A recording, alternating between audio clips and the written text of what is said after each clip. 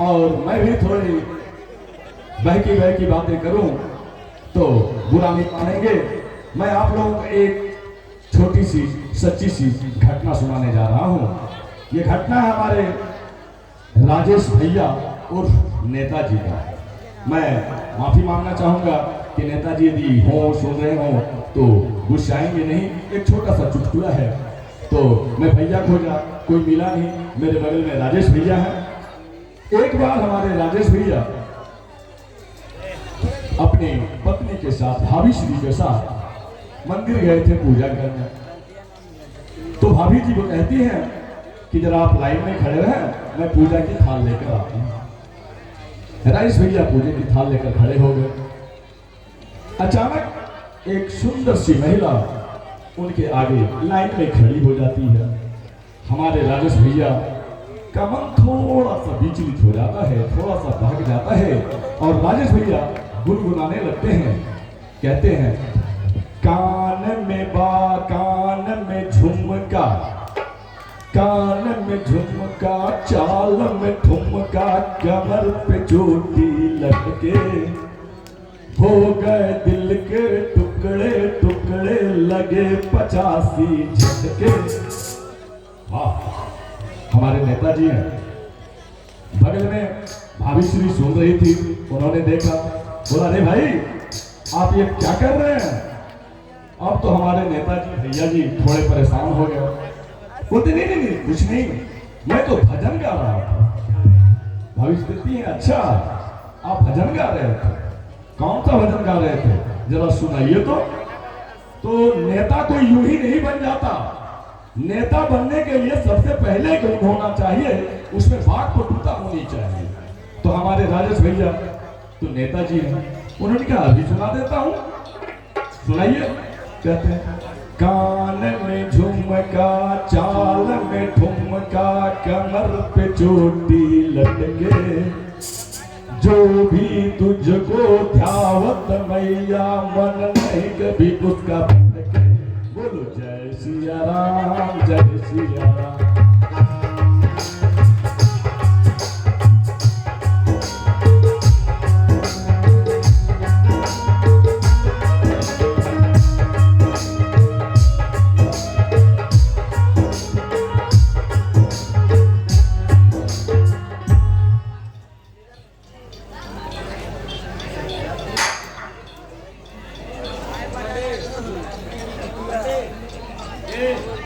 खेत का व्यवसाय कितना अच्छा है,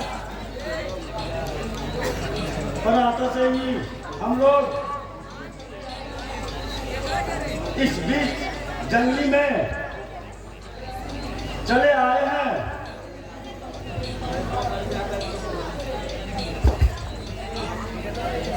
लेकिन एक भी मिर्च का शिकार नहीं कर पाया हूं।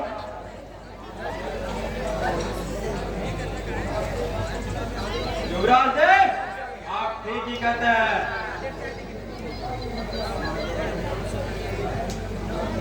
आज एक भी हिरन दिखाई नहीं दिया है।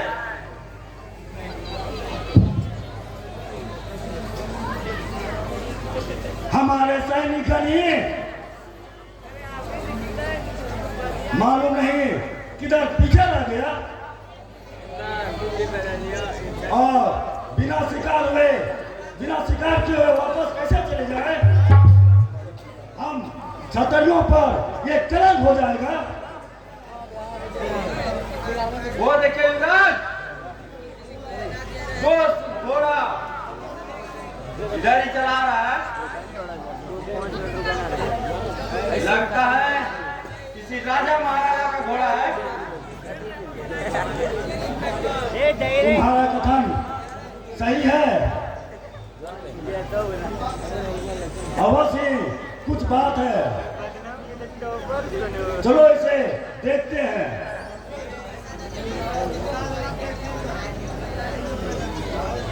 युवराज, किसी को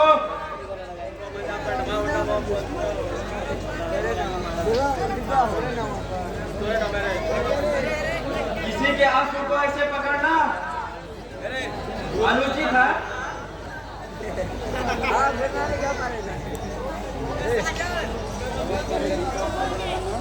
हमें चोरी का आरोप लगेगा। तो हम किसी के घर से तो पकड़ के नहीं लाए हैं जो हमें भय होगा। वैसे भी कुछ नहीं होगा मित्र।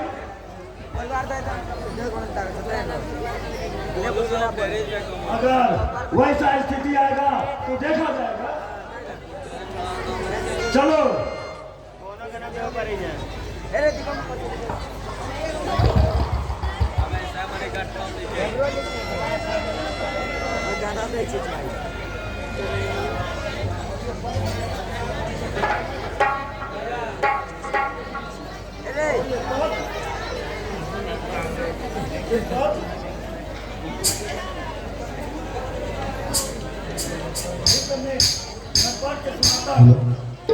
ये दोनों अस्त्र हस्तिनापुर के महाराजा धर्मराज युधिष्ठिर का है, जो अश्वमेध यज्ञ कर रहे हैं। दिग्विजयी हेतु ये दोनों अस्त्र को पृथ्वी पर छोड़ा गया है। इस घोड़े के रक्षार्थ में गांडीवधारी तृतीय पांडव वीर अर्जुन अपने प्रिय मित्र सखा श्री कृष्ण के साथ विराट सैन्य दल के साथ विश्व विजय के लिए निकले हैं। कोई भी राज्य एवं राजे महाराजे यदि इन दोनों अस्त्र को पकड़ेगा तो उन्हें पांडवों के साथ युद्ध करना पड़ेगा, और यदि मित्रता करना चाहे तो उन्हें पांडवों की अधीनता स्वीकार करनी पड़ेगी।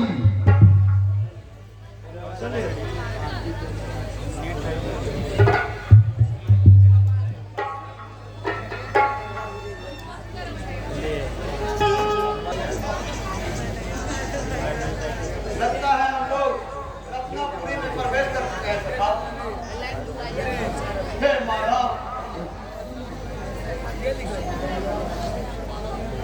आज हम सभी राज्यों पर विजय पाते हुए दिख रहे हैं।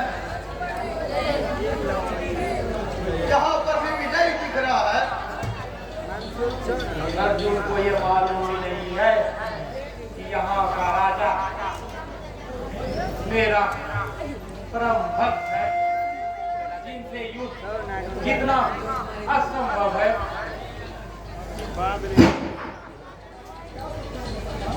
यार आप क्या सोचने लगे पार?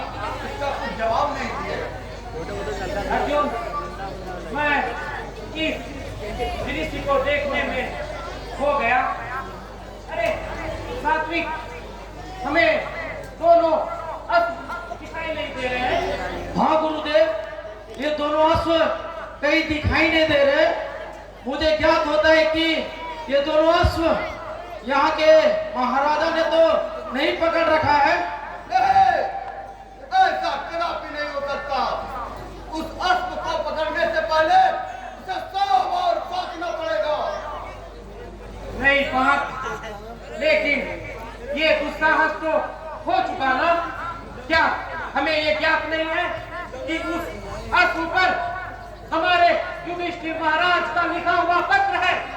ये अश्व को पकड़ने की इच्छा कौन कर सकता है भला?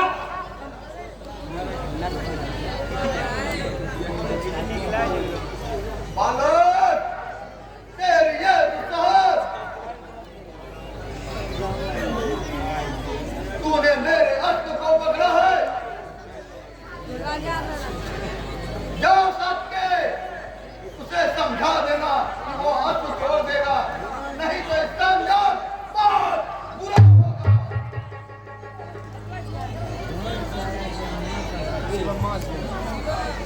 ठीक है महाराज, मैं उसे समझाकर घोड़ा वापस लेकर आऊंगा।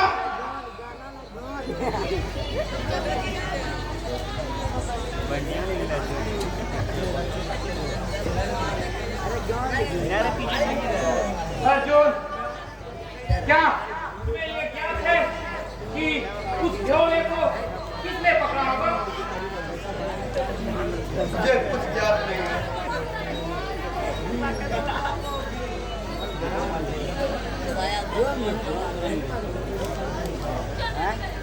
चलो पाप,